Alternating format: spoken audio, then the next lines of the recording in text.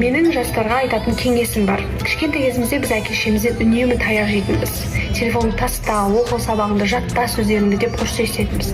Иногда я, естественно, сильно плакала, и у меня была даже обида на родителей. Я не понимала, что все это было нам же во благо.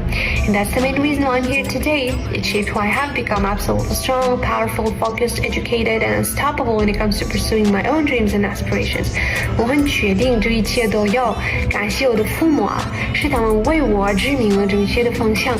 Ich bereue nicht, dass ich auf sie gehört habe und ich bereue nicht, dass ich mich dem Lernen gewidmet habe. Bu yüzden genç yaşta insan kendisine, bilgisine ve zihnine yatırım yapmalıdır.